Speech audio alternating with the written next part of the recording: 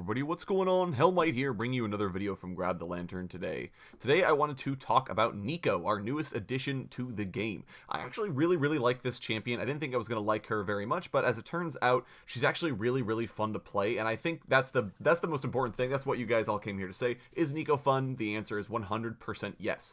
I think the biggest thing is she just has plenty of mind game potential. It's a lot of fun walking around as another champion and trying to fake out your opponent, and I think the biggest thing is that her voiceover is really hilarious too, and if she is able to get the sort of drop on someone, she just absolutely annihilates them, and that's always a lot of fun to see. I mean, so the biggest thing with Neeko obviously is her stealth and her sort of ability to shapeshift, and I think that's the core of the champion. Generally, I think it's well executed. There are a couple of notes for it. I don't think it's quite as strong as I would have liked, especially given that Neeko doesn't copy any passive effects that her target might have. So if she mimics a Jarvan the Fourth, for example, she will never get a martial cadence on the target. So if your opponent's paying attention, they'll notice you're not smashing the minions they're last hitting and realize, oh, that's not the real Jarvan, that's Neeko. Or along the same lines, Urgot, if you mimic an Urgot, you never get the shotguns. So that's one of the biggest things for me, is Neeko doesn't actually have a lot of the abilities that other champions have that she's mimicking to try and make them feel like they're actually Neeko. So if you're paying close enough attention, you can tell that it's not actually Neeko. Now, I don't know if that's necessarily something opponents can pay attention to. I haven't had an opportunity to play against Neeko so far, but it does feel relevant when you're trying to fake enemies out, especially in coordinated environments where teams are able to communicate with each other and say, is that Neeko, is that not Neeko? However, I think at the same time, if you're playing champions like Poppy, or if you're playing with champions like Poppy, it ends up being very effective because, generally speaking, opponents react differently towards initiators with non-skill shot initiation, and Neeko has the ability to kind of throw a skill shot at somebody and maybe land it and get the kill. So I think it's really interesting. I think there's a lot of cool things that Neeko does in that regard, because you have the ability to kind of walk at them as a tank and say, oh, look, I can't get on you, then throw out the E from Fog of War and absolutely annihilate somebody. So that's really cool, and I think that's really fun. I think her W, in all honesty, is really hilarious because it's basically a better Wukong W. It doesn't have the damage component, but Wukong W doesn't do that much damage anyways, but it gives you the immediate drop into stealth. Then two of you show up, both moving in different directions. You gain a movement speed bonus. There are a lot of huge advantages to being able to do this, and in fact, the clone actually provides vision where it goes. So you do actually even have the ability to basically drop a clone and have it walk into a bush and check and see if someone's there without having to actually face check it with it, which is huge. The other thing is, I don't feel like Neeko is that overbearing as a burst mage, but I think largely it's because she doesn't have that many damaging abilities. I know a lot of people were making a big deal about her, how much damage her ultimate was going to do and how much damage she could put out in general, but generally speaking, Neeko has to have that level of damage on her damaging spells because she only has 3 of them, and the damaging spells she does have aren't that terrible to deal with. She has to be able to get multiple ticks of her Q on an opponent. She has to be able to wind up on her ult, and because she doesn't have the ability to kind of just keep hitting an opponent with damage in the same way that Syndra can, where even if she misses one of her abilities, she still has a ton of other damaging abilities to land on you instead.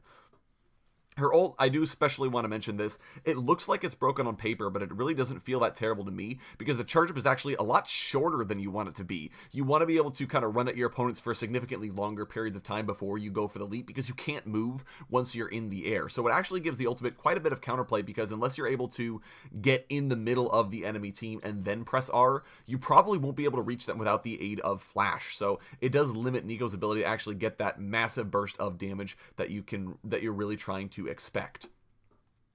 I actually really think that Neeko as well, she's going to be pretty good in lane, I feel, into melee champions. I did have a game into an Echo the other day, and it didn't feel that bad because of her very long attack range, coupled with the every third hit on the auto attack damage. It does feel like she does a fairly significant amount of damage with that, and especially because it works on towers. So I actually do think that Neeko's going to be quite decent in that regard, but definitely weaker into more durable opponents, especially something like Swain, because it's harder to burst that, and especially Swain has a lot of survivability tools, which makes it very difficult for Neeko to deal with.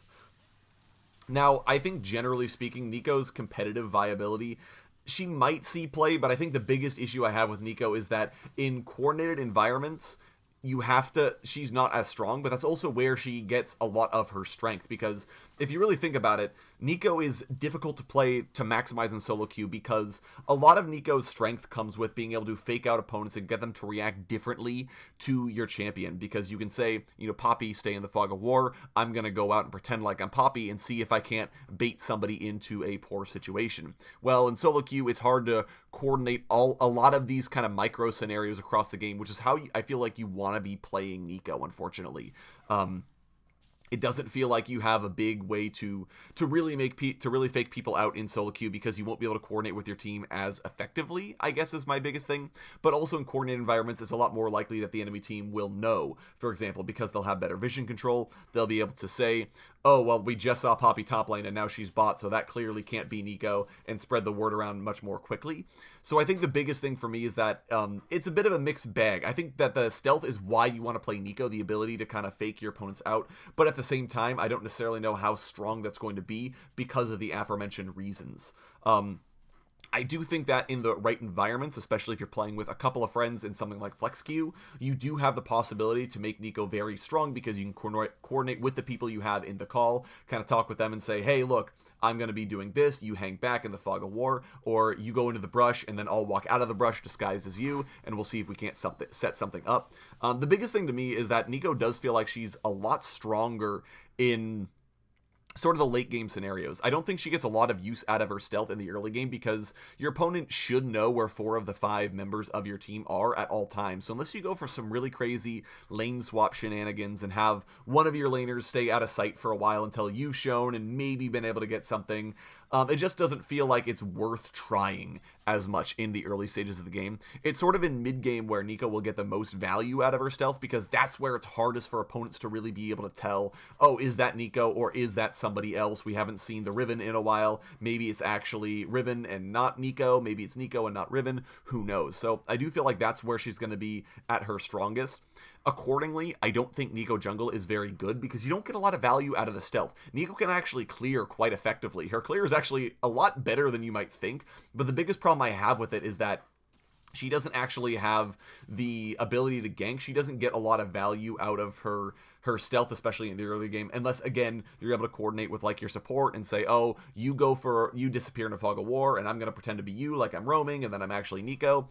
Again, it feels like it'd be really hard to coordinate. Along the same lines, I don't think support Neeko is very good. I think she just doesn't have enough utility on her own. She has one crowd control ability outside of her ultimate, and again, I've kind of talked about the unreliability of her ult. So I don't think Neeko support is going to be that good. I think it's sort of along the same lines as Lux, with a little less utility. You're sort of there just to be an additional AP carry. So, but I do think Neeko's a lot of fun, like I've said. I think she has a lot of really crazy sort of mind games that she can play with her W, with her passive, and I think the biggest thing to me is she is going to be a really fun champion. I've had an absolute blast playing this champ so far, and I can't wait to get even more experience on her. Anyways, those are all just my initial thoughts on Neeko the Curious Chameleon. I would love to hear what you guys are thinking of her down in the comment section below, how you've been building her, where you've been playing her, and what you guys think, especially on something like competitive viability, or can you make her work outside of coordinated environments. Would love to hear your guys' thoughts on all of that. If you enjoyed today's video, go ahead and leave a like. And if you really enjoyed today's video, consider subscribing. I upload a video every Monday, Friday, and on patch days as well. And if you're looking for more Grab the Lantern content, you can check out my blog, which is linked down in the description. I upload an article just about each and every single day for your enjoyment. Once again, thank you guys so very much for watching. I do appreciate it. And I will talk to you all later.